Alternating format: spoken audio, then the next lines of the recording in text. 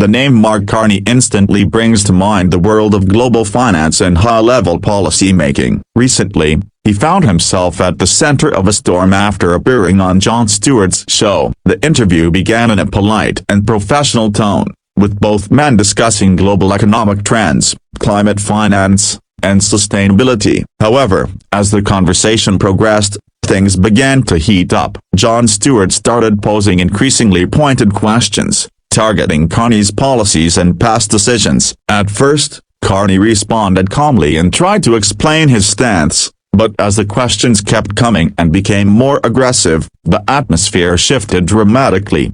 Jon Stewart especially focused on the banking system and the financial aspects of climate change, questioning whether large banks were genuinely supporting green energy or if it was all just for show. Carney attempted to defend his record, citing data and personal experience, but Stewart wasn't easily convinced. Carney emphasized that he and his team are working towards real change, but Stewart pushed back, arguing that ordinary people still don't see much tangible difference and that corporations seem more interested in protecting their own profits than driving true progress. As the conversation continued, the audience could feel the tension rising. Jon Stewart, known for his sharp wit and fearless interviewing style, kept pressing on the loopholes in financial policies, accusing global banks of greenwashing. Carney, visibly trying to maintain his composure, insisted that transforming the financial system takes time and that meaningful reforms were already underway. But Stewart wasn't letting go easily, bringing up examples of recent environmental disasters and questioning why, if so much progress had been made, such issues still persist at alarming levels.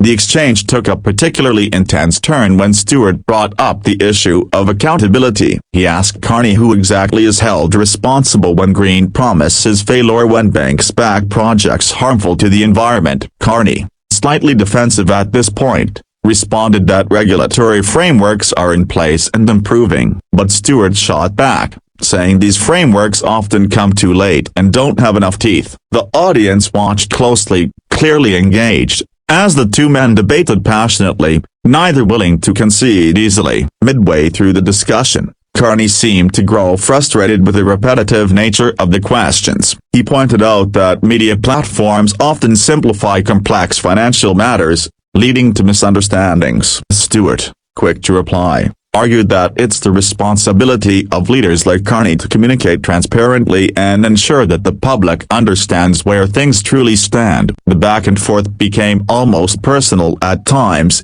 with each man firmly standing his ground, making it one of the more memorable interviews in recent times.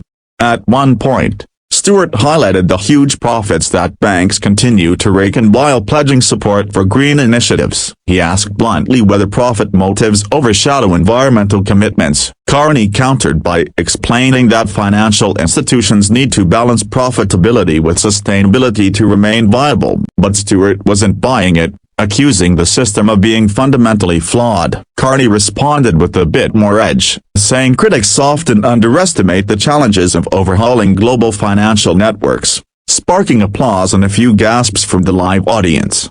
The energy in the room was electric, and it was clear that both men were deeply invested in the topics at hand. Stewart, relentless as ever, asked whether Carney believed the current system could ever truly be reformed or if it was time for a complete reset. Carney replied that while reforms are difficult, they are possible and already in motion. However, Stewart's skepticism lingered, and he questioned whether incremental changes are enough in the face of urgent climate crises. The dialogue was gripping, making viewers question their own beliefs about the financial world and its role in the environment. As the interview neared its climax, Carney seemed increasingly exasperated. He reiterated his commitment to driving change from within the system, but Stewart wasn't satisfied. The tension peaked when Stewart made a sharp remark suggesting that people like Carney, despite good intentions, end up being part of the problem rather than the solution. At that point, Carney's tone hardened, and he firmly rejected the claim, defending his career and efforts. The room fell silent for a moment,